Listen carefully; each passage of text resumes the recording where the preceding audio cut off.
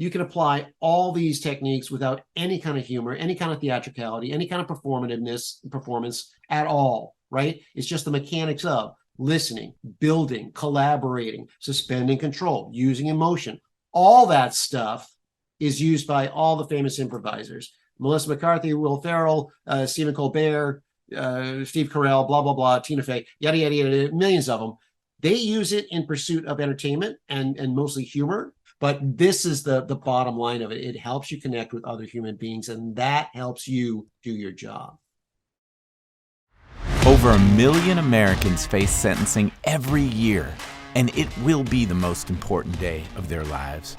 But we don't fully understand the system, how broken it is, and what we can do to make it better. I'm Doug Passon. I'm a 25-year criminal defense lawyer and a sentencing expert. My goal is to bring more awareness, more fairness, and more humanity to the sentencing process. So, are you ready? Then let's get set for sentencing. Hey everybody, this is Doug Passon coming to you from Studio 3553 in Scottsdale, Arizona, helping us get set for sentencing today. A fine gentleman by the name of Brian Palermo. Now, Brian is an actor, he's a comedian, he's a writer, he's appeared in a bunch of TV shows and commercials and movies, but I think, hopefully you think this is fair to say, what you are above all else is a communications expert. Brian runs Palermo Improv training, which is a communications consultancy that uses improv to improve communication. And so that is what we're going to be talking about. I think first and foremost is communication today. Even though I just gave you a good setup, I would love to just have you fill in the blanks, tell me what I missed, and really just give me your origin story. How do you, what's the evolution of this to get from there to now? Sit back, Doug. Get ready. And thanks for having me on. It's always fun I love sharing this stuff. But before I get to the stuff I was primarily an actor for 25 years in Hollywood. And about 12 years ago, I got called on to create a communications workshop for science communicators. I said, sure, yeah, I'll do that, not knowing what I was doing. And then surprisingly, I just loved that world. So I was an actor, writer for a long time, but I was doing this side hustle. So now I've moved out of LA, and that's my primary gig, is just the communication stuff. So I teach a lot in the science communication world. I teach a lot to technologists, mostly presentation skills, collaboration, basically interpersonal communication skills. Right. And I use improv as a methodology for all that stuff. So it's experiential, it's fun, it's light. There's no stakes to the content, but there's great stakes to the mechanics. And I love doing it. So that's my main gig now. Awesome. So science is a big through line in this. You teach scientists communication. So tell me, and I think I'm going to be able to connect this pretty easily to the legal world, but tell me, what particularly about the world of science and scientists makes them in need of your services? Oh, yeah. Well, I'm generalizing, of course, as I say this, but a lot of people who opt into the sciences, are intellect-led, intellect-forward. They appreciate and cherish data and content and evidence, sometimes at the expense of how to share that data and content and evidence with other human beings. So that's where I come in with that. The improv stuff is all interpersonal connection mechanics, and the content could be really anything. The science stuff, I started really pursuing that because I'm just a big science geek. I love it. All my scientists and technologists I find really interesting and fascinating. Scientists, to get their degrees, they got to go live in a swamp for 6 months and go take, samples from a shark, and they travel. They're interesting, curious people. I just love that world, and I think maybe I can help them with a little bit of the communication stuff. Okay, so that is, I think, what drew me to you and made me so excited about you, and also, for the record, I came to you through our mutual friend and colleague and my mentor, Dr. Randy Olson. Indeed, yeah. Who was born in the world of science. He was a tenured professor, marine biologist, then went to film school, and he's been on a mission in his life to bring narrative structure back to the science community under the basic premise, again, a little bit of a generalization, but that, the biggest problem, he says, in the science world is they don't know how to listen. Mm, They're big. more about the talking and the communicating of this really complicated data. And so when I came to Randy and I heard him talking about the science world, I said, he's talking about the lawyer world too, like Yeah. 1,000%. Again, there are exceptions to the rule, Sure, sure. but we tend to, we've studied a long time, we've been doing it a long time, we think we know everything, so we're not really listening. We're telling you how it's going to be, but also we have a lot of complicated information that we need to communicate to people who are not lawyers. Yeah, And so there's a ton of overlap, and that's what made me absolutely. so excited about what you're doing. So what are you doing? Like, how are you doing it? All right. Well, it depends on the client. It depends on what the learning objectives are. And I had to learn that phrase because I was an actor, man. I don't use the phrase learning objectives. That never came up in my world. Learning objectives: get the job, be funny. So generally, I'd say about 75% of my stuff, Doug, comes down to interpersonal communication skills. Listening is number one, top number one, because most of us as humans, I don't care what your profession, lawyer, scientist, I don't care. Most of us as humans process stuff through, okay, I see this guy, I see his lips talking, I see his mouth moving, I'm going to nod my head and I'm listening, I'm hearing audio noise, but I'm really thinking about the next thing that I want to say. I'm thinking about the next thing that I want to put in this conversation. And when you're doing that, you do not have your full faculty to listen, to understand. So you're not just listening to wait for your turn. That's listening to respond. I get that from Stephen Covey, who's a big business author. You're not listening to respond. You're listening to understand. Because if you know where the other person's coming from, whether you're trying to get a debate point against them or trying to work with them and collaborate and build upon each other's, either way, you got to understand where the hell they're coming from. Otherwise, you're just two people, you're siloed, you're next to each other, but you're not communicating with each other. So listening is huge, huge, huge, huge, huge. And it's a real challenge. I don't say problem. It's a real challenge for my scientists and technologists, again, and probably akin to the law, where it's so much about the content. You've got to know so much, and you're valued for knowing. I'm sure you guys have to quote, a court case from 1952, blah, blah, blah, blah, blah, blah, blah, blah. Well, that's great. But 12 people in the jury do not know and do not give a shit about that thing, right? You need to affect them as humans. And that's where bringing in number two for me is use a heightened emotional intelligence.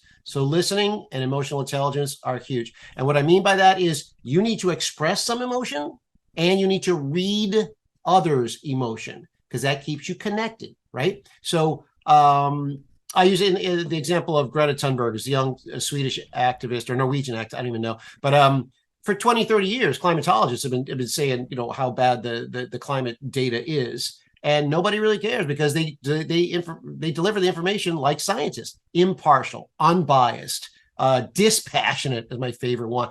But all that means their listeners just don't get engaged by it. Then young Swedish teenage girl comes up and she's screaming. He's all about righteous indignation and anger and fear and all that emotion. She has no science background, but she's brought more attention to the climate problem, I would suggest, than 50 of the top climatologists. That's the value of emotion. And I know this is going to apply to lawyers as well as scientists. You can't be hysterical. You can't be incredible with the way you deliver it, but you can up your game a little bit and try to connect better. So listening, emotional intelligence, and the last thing I use experientially is this theory of yes and. Yes and is the most fundamental concept of improv. That's how you build a comedic scene. And it's also how you stay connected with your partner is by thinking with the mindset of, yes, I hear Doug just say that he wanted to set me up with something, and I'm going to give him what he asked for and the next thing. So you're constantly thinking, how do I connect with them and how do I continue building? So those are kind of my three big building blocks. And I can run 3 months of exercises off of those three elements right there. There's so much to bite into there, so I'm trying to think where to start. But one thing that just sort of stuck with me is the idea of emotional intelligence, learning how to communicate emotion and also read emotion. I and I'm thinking specifically about my clients now. So just so you know, background, I'm in the criminal world, right? And most of what I'm doing, well, my whole practice is I'm a sentencing expert. And so that means at the end of the case, 99% of all of our clients are going to be standing in front of a judge, a human being, a man Yeah. or a woman. And the lawyers are going to say what the lawyers are going to say. And at the end of the day, though, the judge really wants to hear and see and feel from the Yeah. client.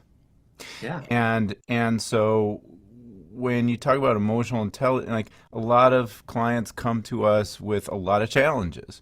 It may be mental, emotional challenges, maybe substance abuse problems, maybe just haven't had a lot of formal education. Whatever it is, being like really laying out your soul and being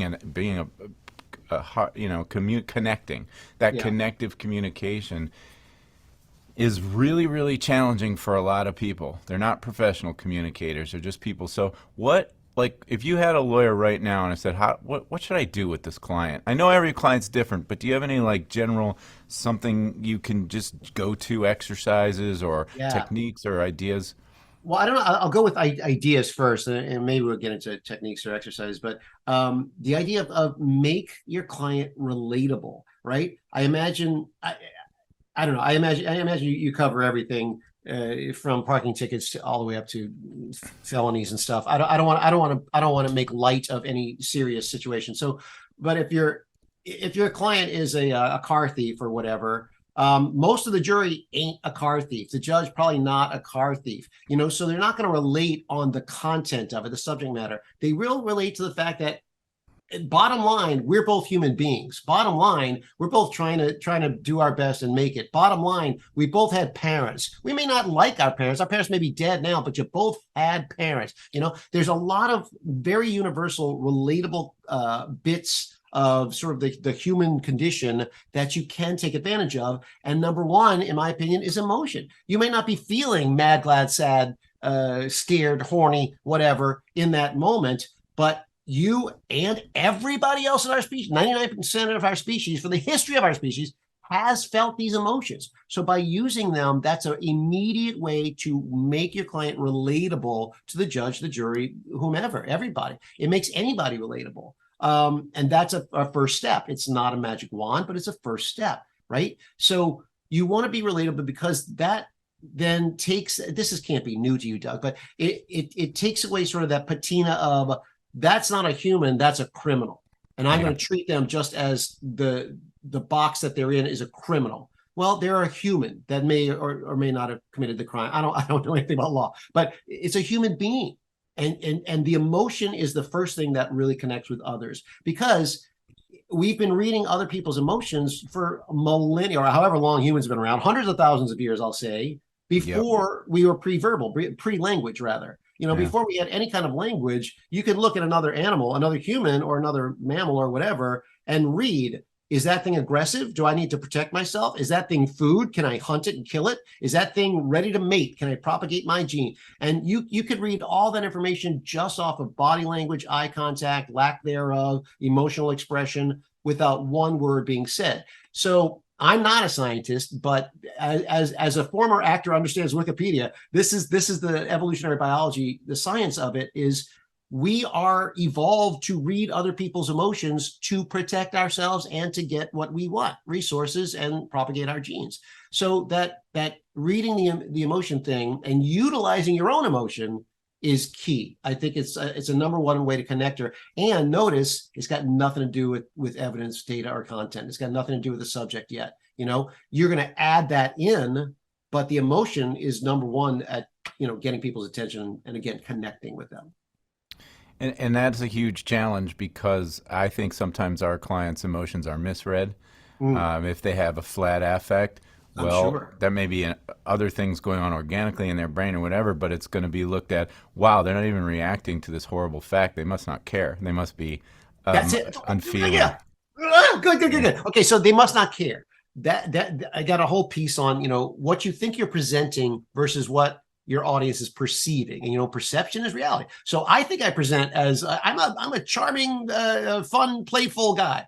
And I know that I'm perceived sometimes as, oh, that's annoying. Shut up. This guy, he's too much energy. He's trying, he's cloying, right? So the way I think I present myself versus how I'm perceived by others, I can't fully control that, but I can take steps towards it. If I know that I might come across as too energetic or too pushy, I'll bring that down a little bit. Use that self-awareness to sort of give myself the assignment of be friendly, but don't be obnoxious. Don't be outrageous, whatever, you know? And you can almost give yourself sort of that assignment utilizing emotional intelligence to help you and help your client. But the thing you just said about being perceived as not caring, that's 2 points on that. One, that's an old theatrical saw for actors. If your character doesn't care, your audience doesn't care.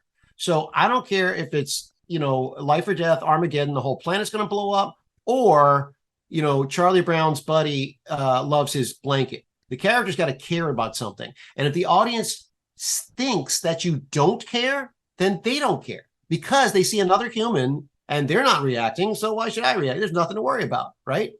That's one point. Second point is scientists have this challenge precisely the same way, because not only do they often come across as introverted or less expressive in their presentation skills. A lot of scientists opt into the sciences because they don't want to speak to others, but they're also trained from their industry to be impartial, to be unbiased. And they often take on this affect of, I am just presenting the facts. I am wearing a blue shirt. That baby is on fire. I had toast this morning. And, if you just deliver like that, your audience is not going to be engaged because it sounds as if you don't care. So I imagine your clients could, very easily be perceived as they don't care. And they've already got the stigma of criminal on them or potential criminal. I don't know where it is. So that there's a negative stigma to get over already. They're starting in that hole, So anything you could do, and I know you do sentencing videos, I think it's a great idea to help humanize your clients and help make them more relatable. And it's a really deep subject, but that's kind of where I hit it superficially. Mm-hmm. And I think for me, the idea of listening being the key resonates more than any of the rest of it. Yeah. Because we are not we're not actually actively digging for the raw materials of story. We're taught all wrong in law school, which is, what are the facts? Let's get to the facts. What does this police report say? Is this accurate? Is this true? Mm-hmm. And, all the time, the government, like you very rightly point out, they've told the story already. Yeah. They've defined your client as this bad person based on this thing they've allegedly done. And what I try to instill in my people is that our goal is to show them their whole life story, the whole human journey. And a lot of times they're talking, and they'll drop this beautiful, amazing bomb that doesn't, it's disguised as an irrelevant fact. Like, why would I ever care about the fact that you play the violin or something like that? And it ends up cracking open an entire reservoir of humanity in the case to say, this is who this person really is. Let's go deeper. I want to hear this. Yeah. And we don't get that. Sometimes we're just too busy, or sometimes we're just too focused. We've got tunnel vision. Totally. To do that. Can I throw something light at you for a second? Yeah. Lead us and segue into another point. All right. So I'm going to give you a little improv exercise. You and I are going to improvise. Oh, good. Okay. Yay. So, and I'm going to make I'm nervous. Okay. Well, we're going to manage that anxiety by saying that you cannot be wrong. There's nothing you could say. There's no script. So you can't get the wrong thing. There is no script at all. Could I look dumb? You can look dumb. Sure. I'm trying to convince my audience that I'm smart. I don't want to look dumb. Well, sure. That's an anxiety. You don't want to look dumb. Here's the thing. I'm just teasing. It's going to be a 3-line. It's going to be a 2-line scene, 3-line scene, something like that. You and I are in a donut shop. And that's all we know. You offer up a first line of dialogue. What do you think is happening? We're two characters. It's not Doug and Brian. It's just two guys in a donut shop. Go. I'm on a diet, man. I really don't think I should be eating a donut, but maybe they have a diet donut with diet bacon. Dad, you could totally do that, and I support your health journey. Whatever. Bullshit, right? So you two people in a donut shop, you went with dietary subject. It could have easily been a grease fire. It could have been the day that you promote me. I could have inherited the donut shop. I could have been bribing you. I could have been robbing you. I could have been proposing to you. We could have been making out in the back of the donut. Anything in the world can happen in an improv situation.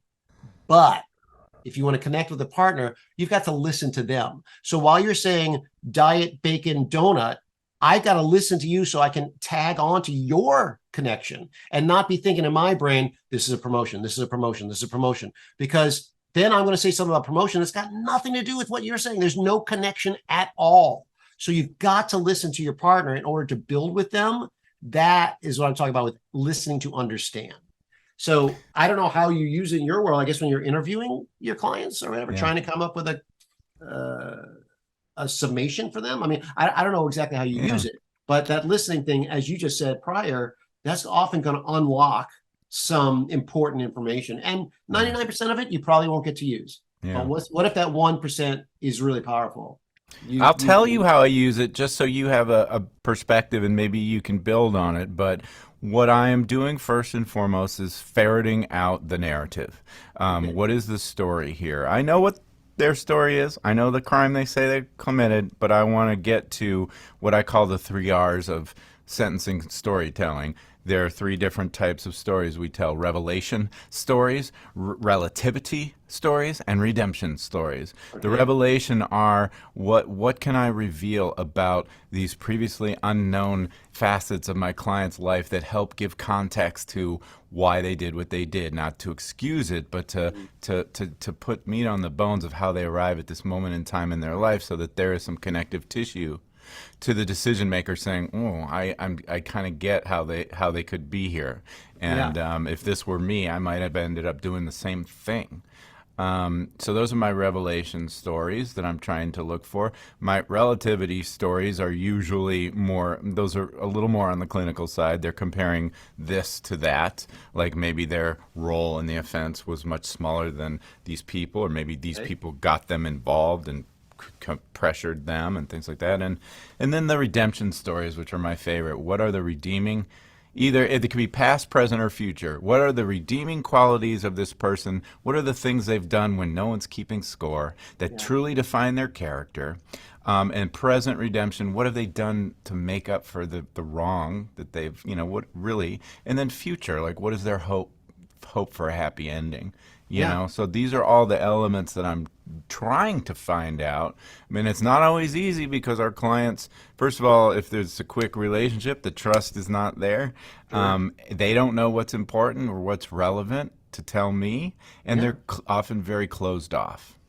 That makes sense. And it's got to be a hard process because you don't have a lot of time, I would imagine, to get into everybody's backstory and like tell me everything about you till I find the one thing, because you got 50 other clients that day or whatever. I get it.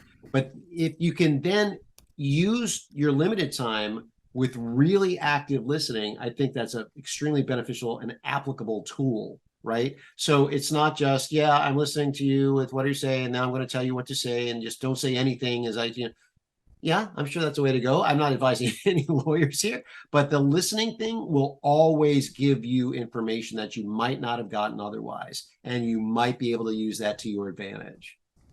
Nice. Okay, so when we had chatted about your technique and sort of just pillars of essential pillars, I had some notes, and I sort of forgot what we talked about, but they were really intriguing notes for me, and one of them was suspend control. Yeah. Ooh, what is that? This is, by the way, this is the most difficult thing for a lawyer because that's what they want more than anything in the world is to be in control. Not just lawyers, but a lot of people. Even if you're a meek person, I think of my dear departed mother, who was a very nervous woman. She was a very anxious woman. You wouldn't think she wanted to be in control, but even she wanted to control the situation so that she would lessen her anxiety.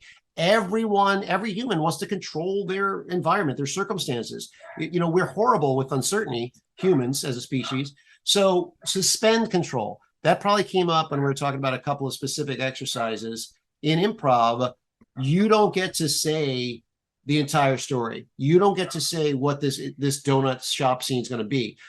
prior to you starting about the diet bacon donut, I might have said, hey, oh my gosh, there's a grease fire. Now you've got to give up your diet bacon donut and build on my grease fire story. So you've got to suspend control of what you're putting into this little scene, right? That's easy to say, and it's incredibly difficult to do because our brains probably every day that we've been cognizant are trying to impose some kind of control on the environment around us so we don't feel lost in this world, so a lot of times it's just the thing that I drink. It's I'm getting my coffee every morning, or it's the thing that I walk to the store once a week. You can control some stuff, but when you're interacting with another human being, you cannot control everything. You might be able to control some of it, but you can't. It's a human. There's so many variables you cannot account for. Right? You may have a great game plan, and then day of something bad happens to a person, or that person starts crying, or that person starts laughing, or that person, you can't control everything. So the idea of a lot of improv exercises help you practice suspending control. And what I love to point out in the improv stuff is when you do it for the training, for the exercises, the content has no stakes. So if you and I did a 4-hour play about the donut shop or 10 seconds as we did, who cares? I love it, but who gives a poo? No one gives a crap about our donut shop scene, right? The content has no stakes. So it takes some of the pressure off of your brain to not worry about looking good, getting it right, being, you guys represent clients. You can F up somebody's life. You don't have any of that kind of stakes when you're just practicing the improv. But what you're getting are the mechanics of cognitive flexibility, suspension of control, self-directed neuroplasticity. I drop all my science terms on you at one time, Doug, because there's improv done right is really silly and ridiculous, and hopefully it's funny and entertaining, and that's great. But you can apply all these techniques without any kind of humor, any kind of theatricality, any kind of performance at all, right? It's just the mechanics of listening, building, collaborating, suspending control, using emotion. All that stuff is used by all the famous improvisers. Melissa McCarthy, Will Ferrell, Stephen Colbert, Steve Carell, blah, blah, blah, Tina Fey, yada, yada, yada, millions of them. They use it in pursuit of entertainment and mostly humor, but that's a skill set. It's a really specific skill set. I'm thinking about entertainment and how that applies to what I do. And I do think there is a performative element in the sense of, well, if you're in front of a jury, because these are a group of regular people, non-lawyers, and I think they expect to be entertained and courted. They have no idea how boring it is, but it couldn't help. But most of my work is one-on-one. It's a judge who decides the sentence. Sometimes a prosecutor who's going to decide what kind of plea to give, but it's a judge, and they're not going to be super receptive to a whole lot of, for lack of a better word, theatrics. Sure. And some lawyers do kind of take that tack, like they think they're going to quote Shakespeare or wave their arms or be really, this kind of thing. So I guess my question to you is, we've talked a lot about the input of really listening, and then the output is, are there more dots to connect? In other words, once I've done the right work to really internalize what you're saying, and listening, for, what did you say? Listening. See, this is what a great listener I am. Listening for the answer. Now I'm not listening for the response. I'm listening to understand. Thank you. Probably the most important thing you said, and I forgot. Of course, but that's because you weren't listening actively. You were thinking about your next question. Oh my goodness. Okay, so listening to understand. Great. Yep. Now I understand. Is there a second piece of this where you would kind of give me some practical advice for how then to respond in a way that resonates and connects and communicates what I need to with my audience, who's usually going to be a judge? Yeah. Who, by the way, has seen it and heard it all over and over again. The next thing it brings up that applies to the improv training is presence, just being absolutely present. So I imagine when you're, working on a sentencing, is it a plea? I don't know. When you're talking to a judge, you have to work that up ahead of time. You're not going in there There's two facets. Well, there's stuff, all the materials that get submitted before the sentencing hearing, which could be a pleading, a memo where we write the story. It could be a sentencing video that they watched before. Oh, But right, then, right, right, right. but then when the big day comes, I'm standing in front of that judge with my client by my side. I'm gonna get to say a few words, and he or she is gonna have to say a few words, Right. for all the marbles. Yeah. And okay, so first thing comes on my brain is you got to be present. You may have prepared a million things, but if that judge opens up by saying, "I've heard it before. I don't want to hear about your family. I don't care that your baby needed diapers. You still robbed the store, blah, blah, blah." You got to recognize, okay, the judge is in no mood for that. And I'm sure that happens a lot. Like you said, they've seen it and heard it all before. So then you pivot. Well, what is a thing that might connect with this judge? You mentioned it as a bad example or a strange example, playing the violin. Maybe that's the thing that shows your client's humanity.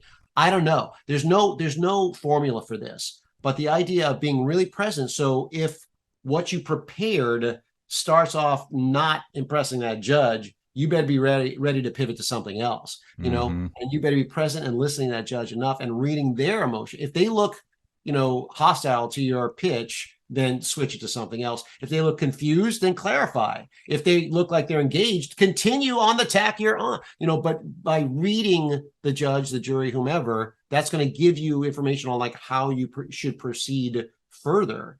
I kind of got lost track on where our question started here with the listen to understand thing. It's the output, the question of the output. You've listened, you've understood, but now you have to communicate persuasively. But I think that's great advice in terms of being present because, as lawyers, we sometimes have our heads down in our notes. Especially younger lawyers who are nervous, they've prepared everything, they've written it out. As you go along, you can speak extemporaneously, but the idea of just looking you in the eye, that's why I actually love Zoom more than a phone call because, I had a Zoom call the other day and I was talking to somebody and I was giving them my take on this and I just saw the head move to the side and the eye kind of I could tell she wasn't buying it.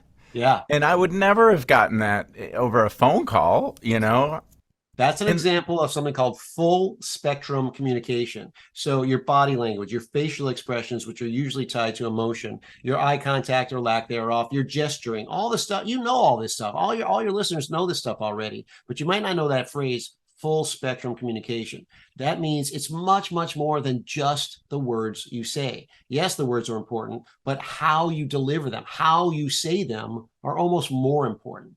And how you say them can be adjusted in the now, in the present moment, if you've got the ability to be present, to suspend control. Sometimes the suspension of control is giving up your own predetermined tact. Like I'm gonna give them the old, the number 4, whatever the number 4 is, home and hearth and family and all that stuff. And then it's not going well at the beginning. I'm going to switch it. I'm going to switch it to something else. We could talk about the future redemption story or the past redemption or whatever things that you mentioned. But you got to have that cognitive flexibility in order to do that. If you get so ingrained into your one prepared story or your one prepared, defense or whatever it's going to be, and that judge throws a wrench at you in the first 30 seconds, what do you do then? You've got to be ready to pivot to something else. And I don't teach specifically lawyers. I think when we talked previously, I had just done a corporate, but that was like an offsite, mostly a fun like workshop offset for that. But I imagine that lawyers, especially trial lawyers or those like yourself who deal with judges, it's all interacting with another human being. And you need these skills to help you with that, to get the outcomes that you want, or as much as you can get the outcomes that you want. So all these skills, in my world, the way I do it, they came from improv and theatricality, but they're applied now just for interpersonal communications and then for whatever you use them for. I think maybe we need to get some lawyers really deeply involved in this and see what we can accomplish. But I know you do.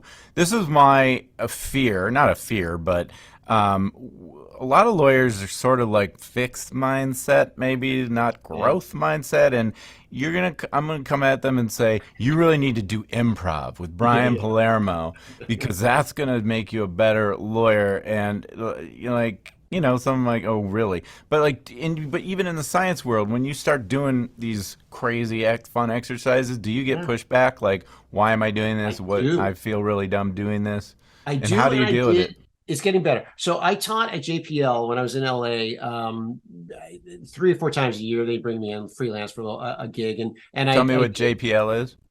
Jet Propulsion Labs. So that's literally the rocket scientists guys, right? And Yeah. women and young people and old people and all that stuff.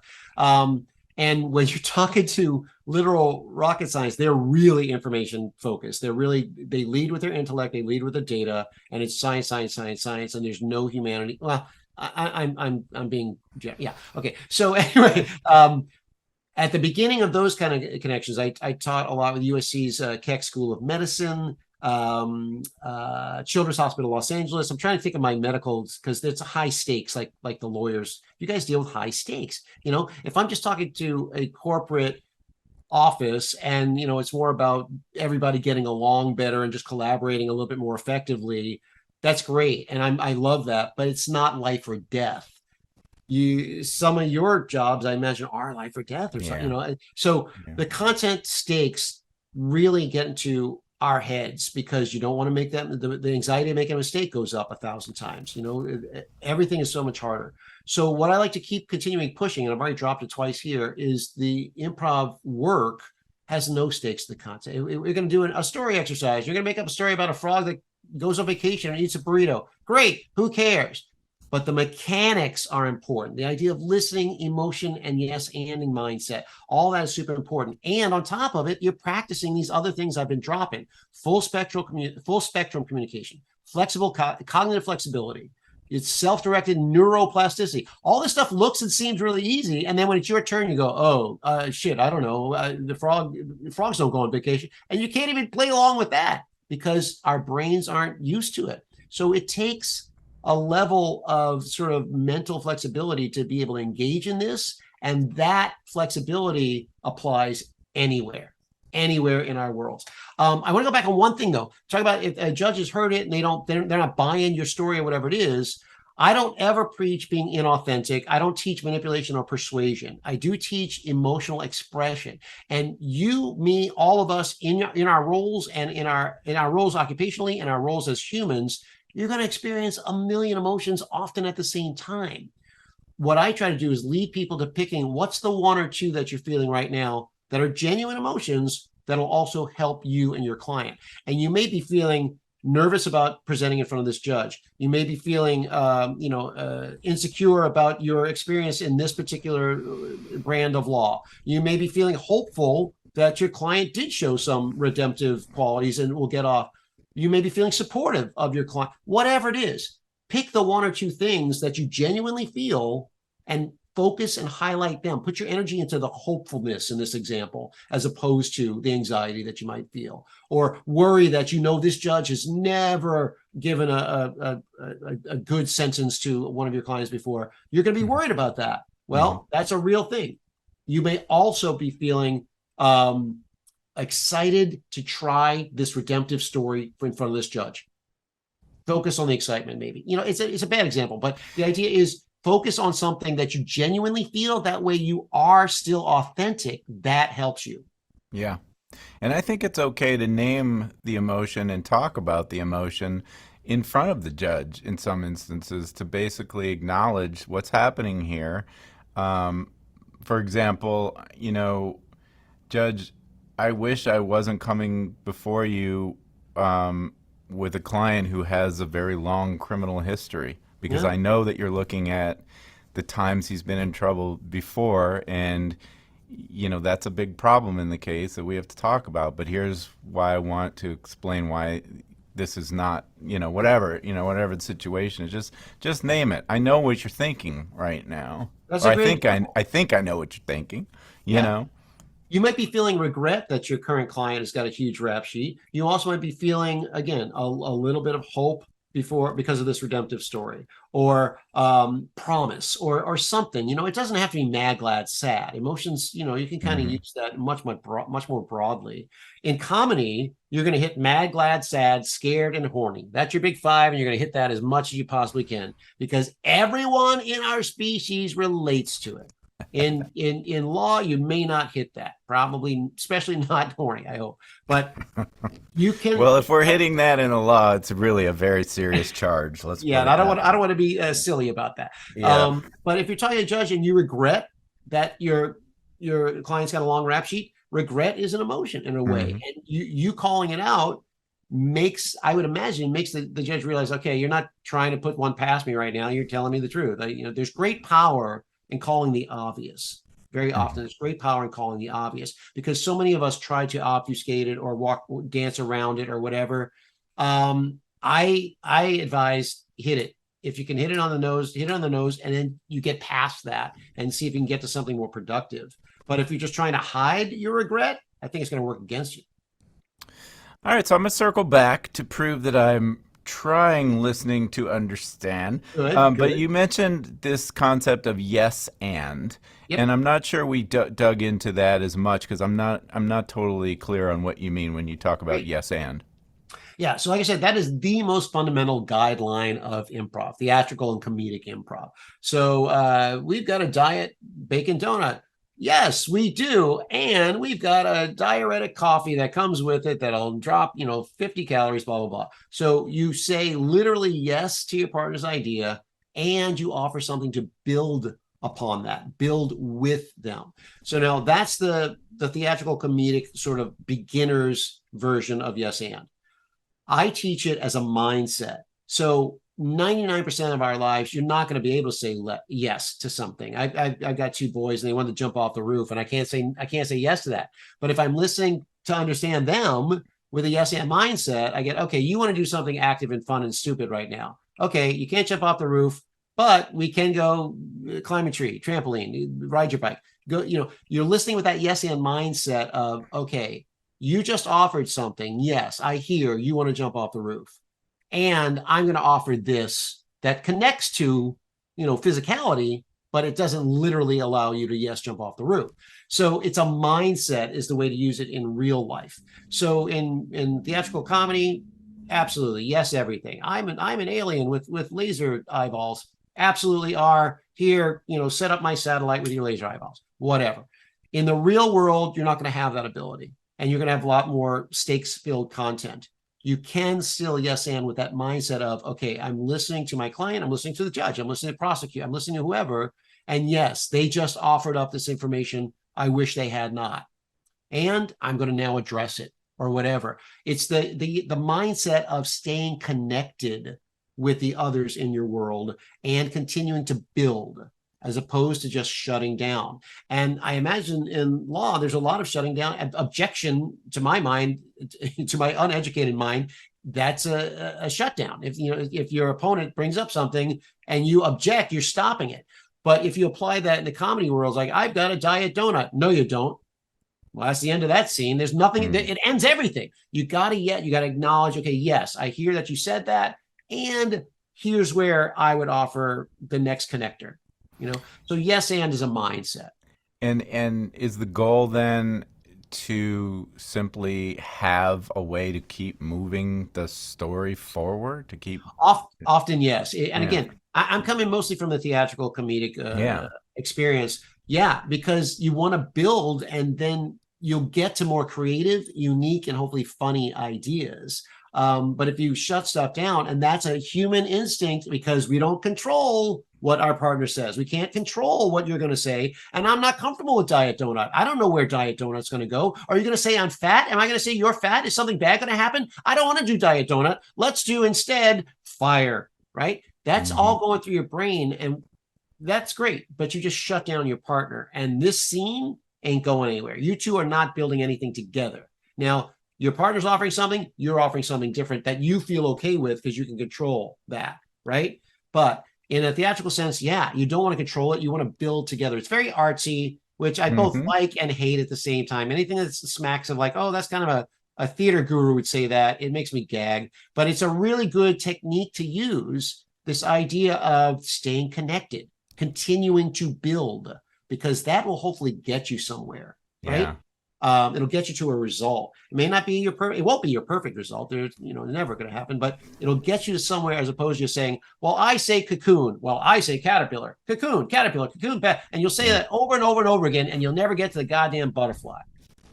Well, connection is everything. Listening's where we get there. And just FYI, like, it's not just about connecting to the judge. Everything we do every day, first I've got to connect with the prosecutor so they'll listen to me and give me a plea, or I've got to connect with my client's family members who think I'm doing a shitty job for them, or I've got to connect with the guard at the jail who won't let me get a pencil to my client. Like, I gotta say, it's endless. It's an endless, That's why I say it's interpersonal. Yeah, sorry. Of interpersonal communication. Interpersonal communication skills. It's interpersonal skills. You could even call them soft skills. I don't care, but I think that is a sort of a too light of a term.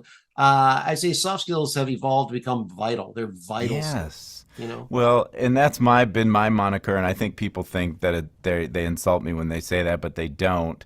But when I work on a team, like, we have the hard skills, which are the case law and the sentencing guidelines and the this and that, and I'm the soft skills. I'm the story guy, and that's okay. And going back to what you said, I bump up against this in my world too, which is the theater speak or the Hollywood speak, or we need to talk about story technique. We need to talk about narrative structure, and then all of a sudden people think you're doing fiction or you're playing games or you're manipulating or doing this and that, which is my very inartful, unelegant segue into story structure and technique. Great. Because just to circle the square on Randy Olson, you co-authored a book with him, bigger, cooler book than the book maybe I co-authored with him. And it was with Dory Barton, and it was called Connection: Hollywood Storytelling Meets Critical Thinking.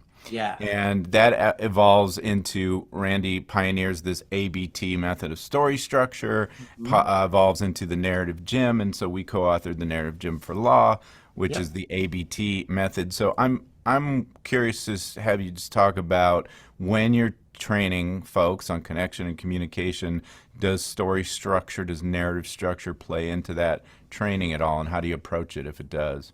It does sometimes, Doug, specifically, again, if the client wants narrative structure training. So I do teach some of that. I still guest in Randy's ABT classes. I actually taught one full course of the ABT. I think the only one other than Randy's ever taught one. So I think I've got a pretty good understanding of ABT, and I think it's, miracle is too strong, but it makes it makes this really obscure sort of subject matter digestible and understandable, comprehensible. It's like, oh yeah, agreement, contradiction, consequence. It's easy, it's easy in theory. But anyway, so sometimes I'll get that. And again, that's mostly my science cohort. So you've got men and women who've got a shit ton of data, but no way to get that across to another person who's not specifically their discipline. Even a biologist talking to a geochemist or whatever, they're different people. They're different scientists. They're not going to necessarily get it just because they're scientists. You've got to make it understandable to everybody outside of your inner circle, which is basically your own brain. So if you got to communicate your data, whatever that, carbon, glacial, legal, whatever it is, you're communicating it to another human. So you need to use techniques that humans will get, and that narrative is one of them. So occasionally I'll be hired to teach narrative stuff, and I love doing that. And I'll teach partially ABT and partially some other stuff, but it's really important to help people just understand a list is death. If you give a list of information, your audience is bored and disengaged, and you are ineffectual. You are suboptimal. If you put that information and content into some kind of narrative structure where there's, ABT before middle, beginning, middle, and end, some kind of structure, it helps the audience connect with that and understand it. That serves you. That serves your client. So it's never about dumbing down. At the beginning of this, I would get a lot of questions about, well, I don't want to dumb down my science. Like, great. I don't want you to dumb it down either. Do you need the science to be accessible to non-scientists so that you get funded? Yes, of course. Well, then you'd better use some stinking narrative. You better use some of these other skill sets, because a list of content is never going to serve you, right? Mm-hmm. Or it's never going to serve you well. Yep. So yeah, the narrative structure, and I love it too. I love the narrative stuff too. And that's exactly what drew me to it when I heard it, that it was the first time you could have it actionable, simple framework that people could take away and use. And I guess the takeaway for you is you're an integral part of the training. So when Randy's doing this multi-session, 10 plus session course with science people and whatever else, you've got a whole section that's just improv, Brian Palermo. Listening Yeah. is everything, connection is everything. So I guess the takeaway is, your stuff is rocket fuel for the big picture, the overall Hopefully, narrative structure. I landed on the metaphor of amplifiers, Doug. So I use all that as amplifier. If you're listening to understand your client, your judge, your prosecutor, whatever, you got to be listening to understand. That's going to amplify your ability and your story to be successful. If you're using emotional intelligence, both expressing some yourself and reading others, that's going to amplify your ability.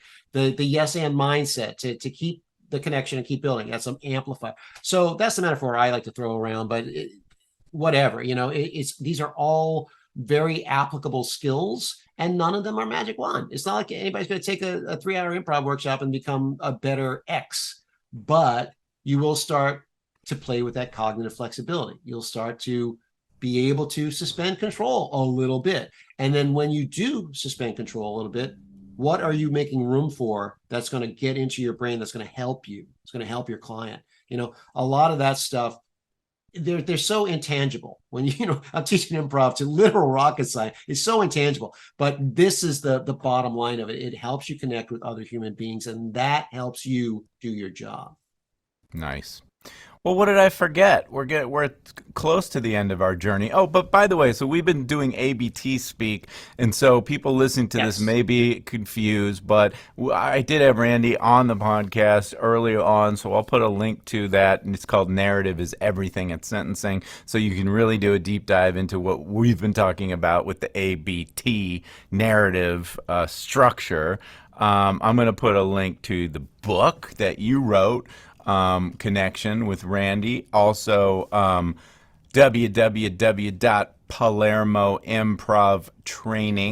plug it all. www.palermoimprovtraining.com, which is where you can learn more about the improv classes that Brian offers and sign up for those. What else? What else did we like? What did I forget to ask you that I totally screwed up? And you're like, why didn't Passon tell me this is the most important thing I wanted to tell him? Damn you, Passon. There's nothing, brother. I got nothing to offer specifically that you missed, but I'll offer a quickie anecdote. Last week, 2 weeks ago, I was in Korea. My first time. I'd never been to Asia before. But I did 3 days in Busan with an ocean sciences group, teaching them a little of these presentation skills, communication skills, and then 2 days in Seoul working with their comedic improver. So they have two different improv groups in Seoul. One performs in English, and they're about half expats and half native Korean speakers who are choosing to speak in English. And the second group performs in Korean, so I have to have a translator. And it was great. It was a blast. It all went well, but the big thing is I had this gig. I went to Korea to work with scientists and to work with comedian improvisers. And this material, the improv stuff, it's applicable almost everywhere. It's people skills, it's soft skills, it's interpersonal, best practices, yada, yada, yada. Whatever you want to throw on it, every single one of us as a human can benefit from having a lot of this, or any of this skill set. A lot of people, I think, are missing it these days. There's a lot of easy finger pointing at devices and the internet, and people are just sucked into social media, and they're less social in real life with other human beings, and they lose the skill set, or they never learn the skill set. Half of what I do, 90% of what I do applies directly to just like you can connect with a legal client, a scientific audience, or the barista at your Starbucks, or your crush, or your parents, or whatever. It's interpersonal skills. And I love to plug that and preach that as much as possible. I mean, I don't want to get too existential, but one could make the argument that that is really everything that's going wrong with the world today is we're not listening to each other. We're in our silos, and then when we do communicate, we're basically shouting over each other. That's it. And that's it. So if we had a little bit more connection, we might be in better shape. We might Ah, be. Yeah. we could hold hands and sing Kumbaya. Maybe can we do this? I love to make this practical, and you had mentioned, and maybe this is not practical. I don't know, but you had mentioned this one exercise called the last letter game, Yeah, yeah. as a training on how to be more effective. Would that be an easy something we could give to our crew to just start putting some of this in practice? Absolutely. And you could play as a listener, you could play along with this right now. I'm going to say a word, any word such as desk, computer, or window. I'm naming stuff I'm looking at. For the example, I'm going to say the word is computer. Your job is to listen to that word, determine the last letter of that word, and then just offer up a new word that begins with that last letter. So if I say computer, ends with an R, you would say what, Doug? Revving motor. Perfect. And that's even too much. Just one word, Oh, revving. one word. One Revving. word. Revolution, radish, rabbit, radicchio, any red. It doesn't matter. But what you're practicing there. All right. So here's another one. Briefcase. And you say what? And listeners, what's your E word? Everything. Good. Kangaroo. What's your O word? Outnumbered. Good, good. Last one. Eucalyptus. What's your S word? Simple. Right. It sounds simple, but then your brain goes, "Oh, there are no words that begin with S." My listeners are, "Oh my God, I'm gonna kind of come across not as smart as I want you." All this crap comes up, and that happens to every single one of us all the time.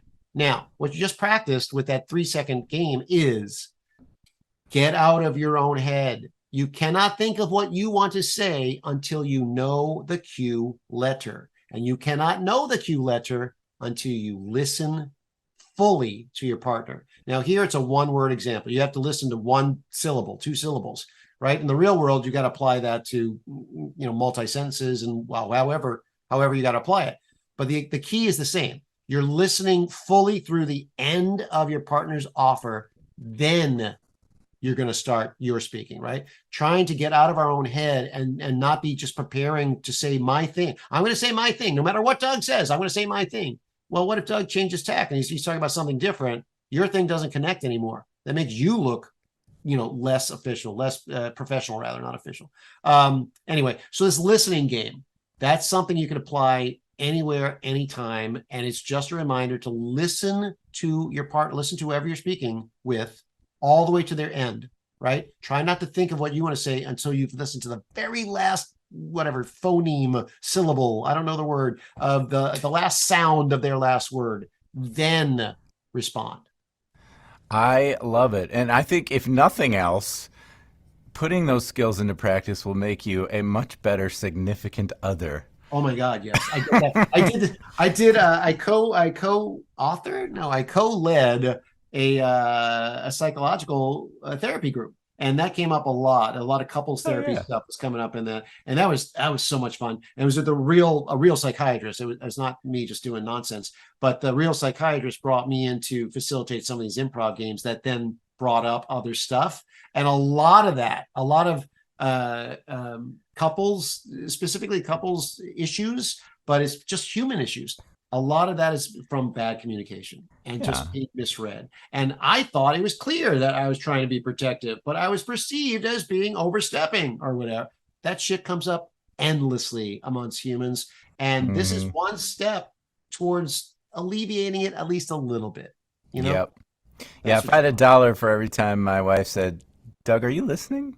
I'd be a wealthy man. But I will say with my kids, it's something that I've tried to be very conscious about. When they're talking, I will stop what I'm doing and I will turn to them and I will look at them and I will focus on them, because I think that's a good skill for anyone to just say, "Okay, you matter.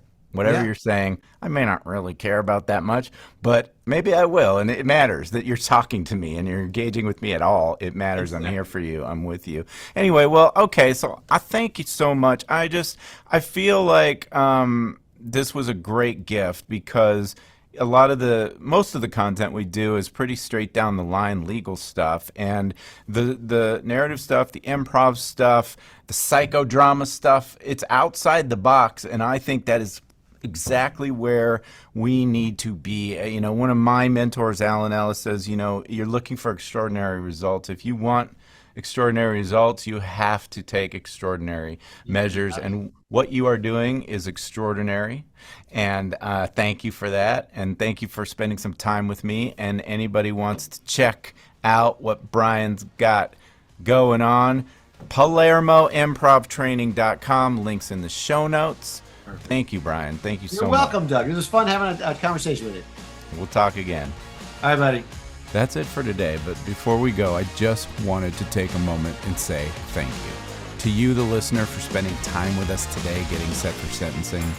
Whether you're a lawyer, someone who could use the help, or maybe you're just a true crime buff who loves the inside scoop on how this whole thing works, I am so glad you're here, and I hope you keep listening. If you're interested in knowing more about what I do, mitigation videos, case consults, live teaching, on-demand educational content, books, articles, all of it, please visit www.dougpassonlaw.com. I'm Doug Passon. Until next time, hang in there. Wait a minute, that's a stupid way to sign off on a podcast about sentencing. Hang in there. What's the matter with you, man? I guess they call that gallows humor. Sorry. All right. Well, I will see you next time on Set for Sentencing. Bye-bye.